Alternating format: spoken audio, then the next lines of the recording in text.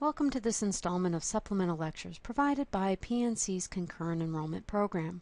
My name is Alexandra Kindle, and I will share some information with you that comes out of my History 151 course at Purdue University North Central. Today we will pick up with the second part of the story about the women's suffrage movement. If you've not listened to Part 1, this lecture will still make sense as there is a short review before launching into the post-Civil War issues. Since History 152 at PNC ends at 1877, we will not see women get the vote in this lecture. This lecture covers just the period from the Civil War to the Reconstruction era. I will pick up with the major events of the Gilded Age and Progressive Era in Part 3. Prior to the Civil War, a small number of middle-class women were getting actively involved in the reform movements of the antebellum era. There were many influences that led to reform that were outside of their control: urbanization, the Second Great Awakening, the rise of new religious sects, an increased dependence on slaves for cotton to fuel northern mills, and more. Women, of course, had been limited publicly due to the social ideas about women, especially what historians refer to as separate spheres. As more urban areas grew, men and women seemed to dominate different spheres, and the two sexes also seemed to represent different social needs, from aggressiveness to submissiveness, and from competitiveness to nurturing. Women use these gendered roles to explain why they should, in fact, get involved in the public arena. Slavery and alcohol abuse led to private problems affecting families and the morality of the nation, the domain of women. However, women, now famous, such as Angelina Grimke, Susan B. Anthony, and Elizabeth Cady Stanton, stood up for female and child victims. They were castigated for stepping outside the proper roles of women. This led to Seneca Falls.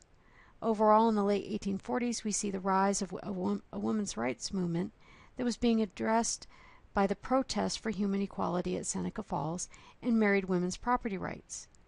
Keep in mind that the movement for suffrage was a fringe movement with not too many followers at that point. It was a small pebble in a big pond of national problems, but its ripples were far-reaching. These reforms, abolition, temperance, and women's rights, were fought for in the North only, so the rest of the narrative will be focusing on Northern women. As the Civil War began, however, American women had bigger problems. The nation was being torn apart by secession and war. Most women had to be concerned with survival. Husbands, sons, uncles, and brothers left farms and shops behind.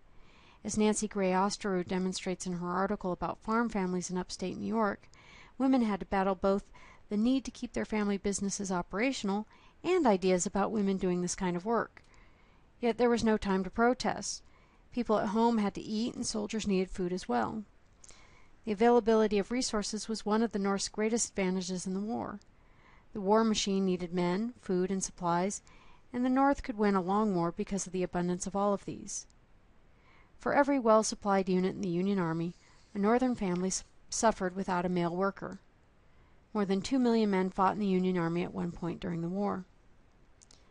Some women decided to follow their husbands into war, helping them keep their families together. Camp followers washed uniforms, cooked and nursed men. In the South, these were functions performed by soldiers or slaves. So women helped the men and the nation, freeing soldiers from these duties.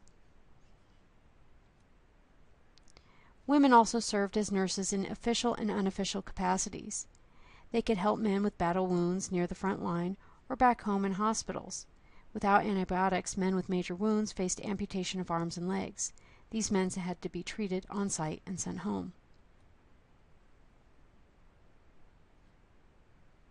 Reformers set aside their concerns and worked to help the Union, as can be seen with Dorothea Dix. Known for her work on behalf of the mentally insane, Dix was appointed as the superintendent of nurses. Nurses were not officially recognized as military personnel, but the Civilian Nursing Corps, established in 1861, this corps that she headed worked closely with the government.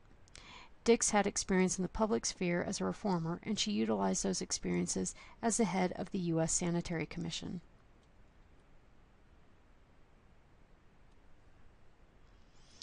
About 10,000 women worked as nurses, including those in the South.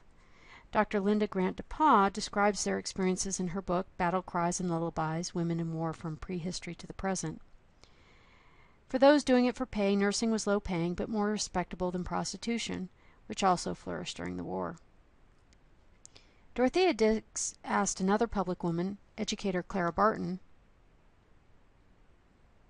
to join her, but she decided to work independently and became the most famous nurse of the war.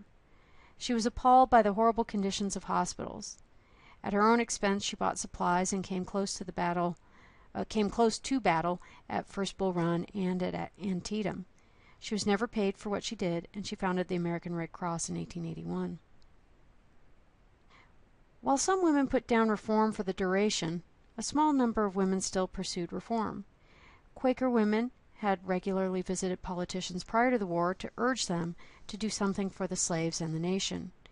As the war dragged on, male and female Quakers met with Lincoln, praying with him and bringing the subject of abolition into the conversation. Lincoln fell within the anti-slavery camp and felt that he could not abolish slavery based on his knowledge of law and the Constitution. But he met with them, and several Quakers became friends of his, including Isaac Newton, the commissioner of the new Agricultural Bureau, and Eliza Gurney, an English pen pal. Elizabeth Cady Stanton and Susan B. Anthony remained committed to women's rights during the war, but believed that agitating for it during the national crisis made supporters seem unpatriotic. So in 1863, the two started the Women's National Loyal League. Stanton and Anthony did not believe the Emancipation Proclamation went far enough. They remained in support of the Union, but the League petitioned Congress for a 13th Amendment to abolish slavery completely. By 1865, women collected 400,000 signatures supporting abolition. Anthony, frustrated by not being able to make an impact on politicians, demanded women's suffrage as their birthright of freedom. This resolution scared many members off. The right to vote was too radical for some women. Historians, however, believe activities in the Sanitary Commission and other groups gave women organizational experience they needed after the war to launch the suffrage movement in full force. With the end of the war, Americans had to find a way to welcome back the South, the traitors, while Southerners had to accept their losses, men, slaves, and a chance at creating a new nation. This was a national problem, Reconstruction, with economic and social as well as political consequences. Some families found it difficult to go back to life as before. About 1 million men were killed or wounded nationally, which meant some families did not see their husbands, sons, brothers, and uncles return or return whole. The slaves were free, and some went in search of spouses or children lost when plantation owners had sold slaves to others. Freed families and plantation families alike had to adjust to the aftermath of the 13th Amendment. These were all real problems faced by millions of Americans after the war. Yet for the women who were interested in advancing women's rights, there were new wrinkles due to the new constitutional amendments, especially the 14th and 15th. When Stanton and Anthony put aside their concerns to help the Union, they expected some recognition. The frustration they had felt as reformers increased as they saw African American men gain the right to vote, while middle-class white women did not. Their good intentions for slaves turned into racism, as they have faced their own form of discrimination. In order to re-enter the Union, the states had to ratify the 14th Amendment to the Constitution. The 14th Amendment changed the women's rights movement in ways congressmen who introduced it could not have expected. The 14th Amendment defined citizenship for the first time, and a citizen was a person who was born or naturalized in the U.S., and Section 2 added a caveat to that broad definition. It stated if the right to vote in national elections was denied to any male citizens over the age of 21 years, the state would lose representation based on the numbers of disenfranchised residents. Wow. Basically, Congress wanted to guarantee freedom and the right to vote, but by inserting the word male, they restricted women from gaining full citizenship. This had major ramifications for the movement.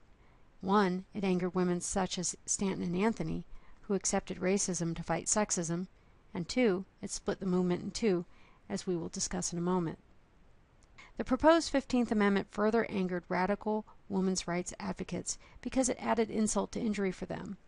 The 14th Amendment defined women out of citizenship, and the 15th protected the freedmen against racial discrimination, but not women against sex discrimination in voter laws.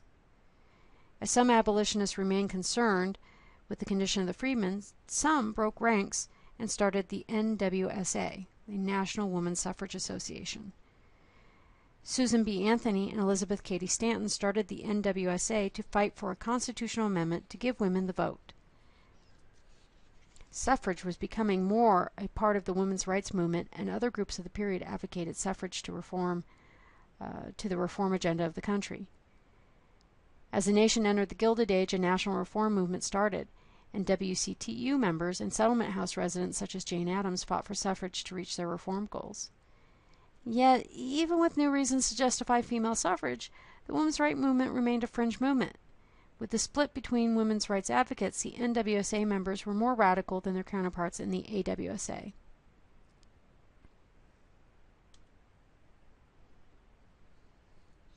While the founders of the NWSA felt the sting of patriarchy during a period of bringing new rights and freedoms to men, the abolitionists who formed the AWSA continued fighting for the safety and security of the people hurt by slavery.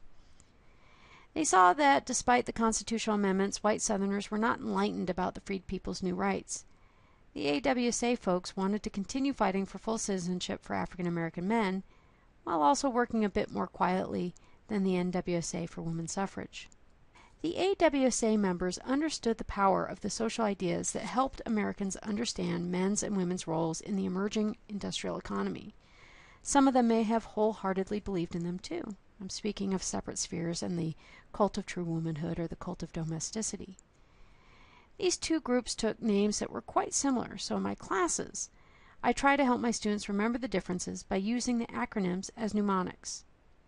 Because separate spheres was still prevalent as a means to gender society, it is easy to keep the tactics and goals of the two distinct. The NWSA women wanted full equality as humans, and so I use not about the women's sphere to remind us that the NWSA was more radical and rejected social mores. Since the AWSA accepted the notions of separate spheres more so than their former allies, it is easy to remember their goals with the reminder that they were all about women's sphere. I hope that helps you as well.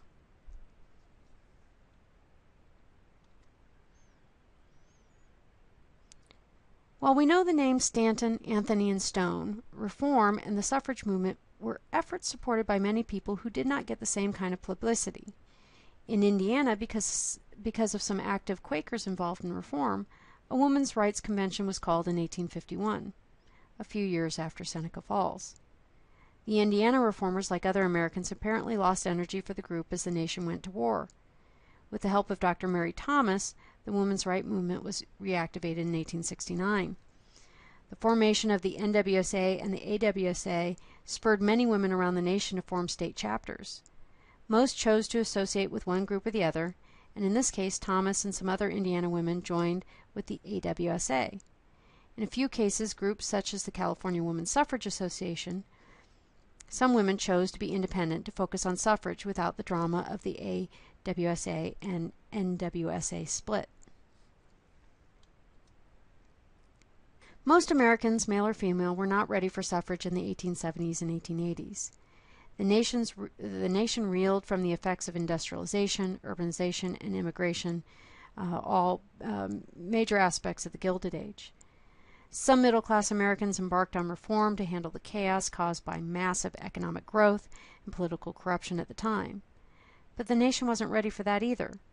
The suffragists of the Gilded Age were too few to make their voices heard, and they made their own efforts more insignificant in the grand scheme of national issues by fighting among themselves. For that reason, not much was achieved prior to 1890. As you can see from this map, only women in 2 states prior to 1890 achieved some level of suffrage. These victories had nothing to do with the efforts of the NWSA and AWSA, and had all to do with the needs of these 2 western states.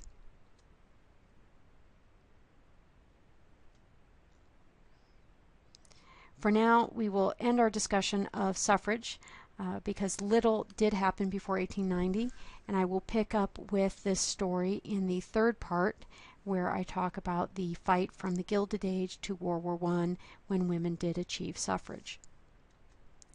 Thank you for joining me today. I hope that this information will help you in your studies. We all hope to see you at PNC when you are done with your high school degree.